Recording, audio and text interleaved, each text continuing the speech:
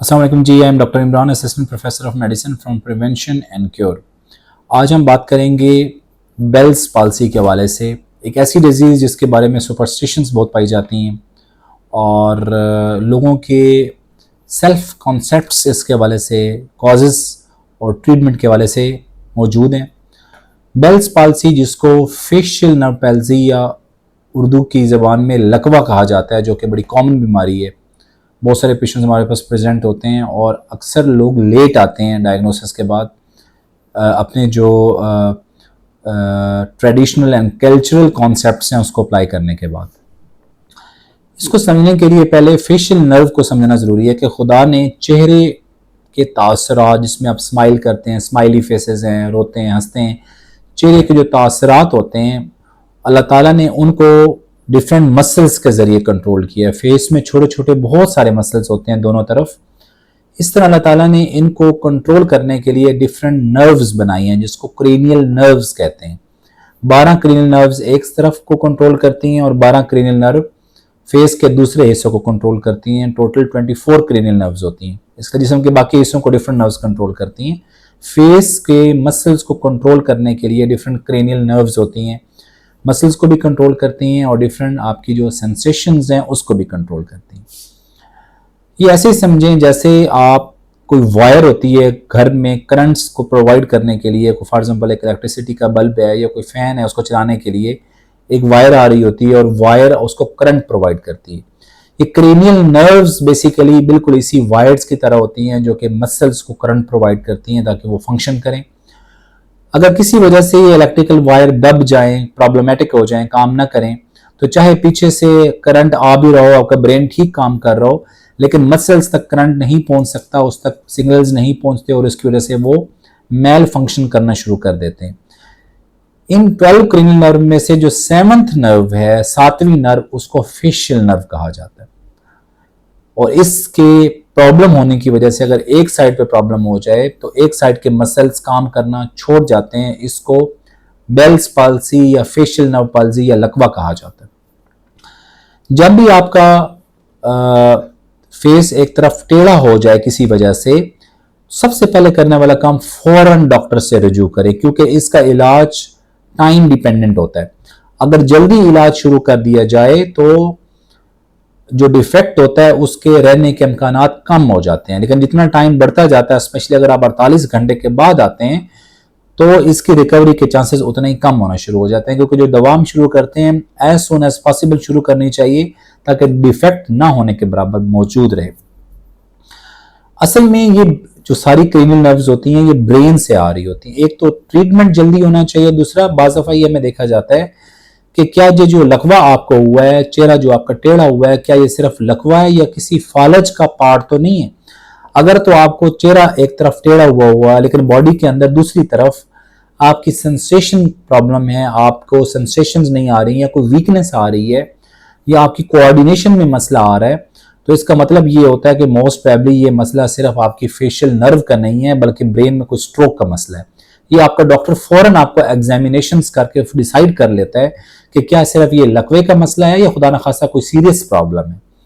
अमूमन ये जो फेशियल नर्व होती है ये कान के पीछे से एक छोटी सी कैनाल होती है, टनल होती है, उसमें से गुजरती है। यहाँ पे आपके पैरोटिड ग्लैंड होता है, काफी बड़ा एक ग्लैंड होता है, उसके नीचे से गुजरते हुए उसके अंदर से गुजरती है बेसिकली, और आगे डिफरेंट ये ब्रांचेस देती है जिससे फेस के डिफरेंट मसल्स को नर्व सप्लाई मिलती है और आपके मसल्स काम करते हैं और फेशियल एक्सप्रेशंस आपके फिक्स होते हैं।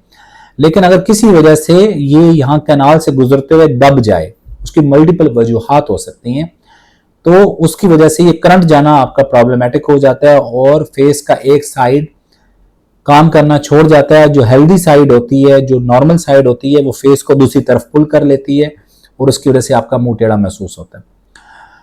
ये किसी भी उम्र में किसी भी बंदे को किसी भी वजह से किसी भी वक्त हो सकती है। याद रखें, इसमें कोई खास रिस्क फैक्टर होना जरूरी नहीं है कि इस पेशेंट्स में ये प्रॉब्लम होगी, या फॉर एग्जांपल शुगर है तो ये यंग लड़कियों में ज्यादा होती है, यंग मेल्स में भी हो सकती है फेशियल नर्व पाल्सी। ये दोनों तरफ भी हो सकती है, वो उसकी और वजूहात हैं और उसको डायग्नोज करना भी मुश्किल है, लेकिन ज्यादातर ये एक तरफ होती है और चेहरा जो होता है वो हेल्दी साइड पे खिंच जाता है क्योंकि उसके अंदर पावर होती है, वो उसको अपनी तरफ खींच लेता है, और जो वीक साइड होती है वो आपकी बिल्कुल फ्लैट हो जाती है। अमूमन उसमें सिम्टम्स क्या आते हैं? अमूमन सिम्टम ये होते हैं कि आपके जो माथे पे रिंकल्स बनते हैं ये ख़त्म हो जाते हैं।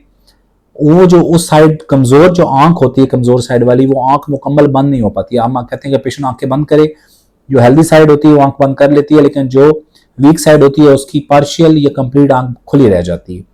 इस तरह चूंकि ये साइड हेल्दी होती है फॉर एग्जांपल, तो ये साइड जब खिंचती है तो ये जो एंगल ऑफ माउथ है, जो एंगल बनता है, ये उधर चला जाता है हेल्दी साइड पे। इस तरह ये जो यहाँ पे फोल्ड्स बनते हैं, ये फोल्ड्स बिल्कुल फ्लैट हो जाते हैं। आपको चेहरा ये लगता है कि ये बिल्कुल फ्लैटरिंग हो गई है, ये एक्सप्रेशन लेस हो गया है, इसमें ताकत खत्म हो जाती है। ये अक्सर मरीज को कहते हैं कि मुंह में हवा भर के दिखाए। जैसे ही वो मुंह में हवा भरता है, जो वीक साइड होती है वो उसमें से हवा बाहर निकल जाती है और बाज़ दफ़ा वहां से थूके भी आ रही होती हैं और वीक साइड वाली जो आईज होती है उसमें से पानी भी टपक रहा होता है। ये सारी वजूहात उस साइड, उस चेहरे की साइड के कमजोर होने की वजह से हैं, जिसकी वजह से वो पेशेंट की जो अपोजिट साइड होती है वो अपनी तरफ उसको अट्रैक्ट कर लेती है। करें क्या? फौरन डॉक्टर के पास जाएं। मुमकिन है वो आपके कुछ क्लिनिकल एग्जामिनेशन करेगा जिससे उसको फौरन पता चल जाएगा कि ये सिर्फ लकवा है या खुदा ना खास्ता ऊपर ब्रेन में प्रॉब्लम है। वो एग्जामिनेशन किए बगैर आप नहीं बता सकते। और अगर तो खुदा ना खासा ये अगर स्ट्रोक का प्रॉब्लम हो तो हो सकता है वो आपका फौरन सीटी स्कैन या एमआरआई करवाए। लेकिन अगर उसको लगे क्लिनिकल एग्जामिनेशन पे कि ये लकवा है तो उसमें किसी टेस्ट की जरूरत नहीं, उसमें फौरन हम इलाज शुरू कर देते हैं। इलाज इसका है ग्लूकोकॉर्टिकाइड्स।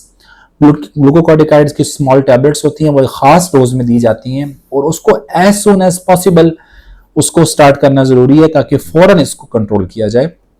मुमकिन है 10 से 14 दिन के लिए वो दवाइयाँ दी जाती हैं, फिर ऐसा ऐसा बंद कर दी जाती हैं दवाइयाँ। इसके साथ फिजियोथेरापी के सेशंस लेना बड़े ज़रूरी हैं कि आपकी जो साइड वीक है, फेस फिजियोथेरापी की जाती है, उसके सेशंस लिए जाते हैं। स्पीच थेरापी की जाती है क्योंकि बाज़ दफ़ा लोगों को बोलने में भी प्रॉब्लम आ रही होती है। सोते हुए भी आपकी चूंकि आंख खुली रहती है तो आंख को हिफाजत करना बड़े जरूरी है, तो उसमें स्पेसिफिक आर्टिफिशियल टेयर ड्रॉप्स दिए जाते हैं कि जब आप सोएं तो आंख आपकी खुली नहीं रह जाए। अगर आंख खुली रह जाएगी तो वो आंख के ऊपर जो झिल्ली होती है उसको वो इरोड होने शुरू हो जाती है, जिसको एक्सपोजर केराटाइटिस कहते हैं, तो उसको भी आपने प्रोटेक्ट करना होता है। बहुत सारे लोग इसमें अगर जल्दी इलाज किया जाए तो मैं ये बिलीव करता हूँ कि 85% लोगों में, बल्कि 90% लोगों में ये डिफेक्ट खत्म हो जाता है।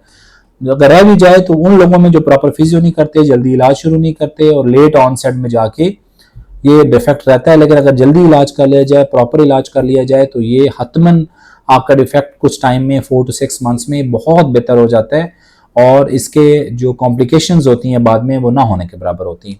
लेकिन खुदा न खास्ता अगर ये फालज की शक्ल में फेशियल नर्व पाल्जी है तो उसका इलाज भी डिफरेंट है और उसकी इन्वेस्टिगेशन भी डिफरेंट है, वो आपका डॉक्टर डिसाइड करता है। इसके अलावा से कुछ मिथ्स हैं, मैं उसको हाईलाइट करना चाहता हूँ। बहुत से लोग कहते हैं कि हम कबूतर खा लें, जंगली कबूतर खाएं, बाद लोग गोश्त पर बांधते हैं, ये सारे सुपरस्टिशंस हैं। इसका फेशियल नर्व पाल्जी के साथ कोई तल्लक नहीं है, खाने से कोई डायरेक्ट तल्लक नहीं है मेरे ख्याल में, और ना इसको मेडिकल साइंस इसको जस्टिफाई करती है। इसके अलावा खाने के हवाले से कि ये चीज़ खाएं ना खाएं, खाने का फेशियल नर्व पाल्जी से कोई तल्लक नहीं है। बाज़ लोग नहाते नहीं हैं, बाज़ लोग इसके ऊपर कपड़ा बांध लेते हैं कि ठंडी हवा ना लगे।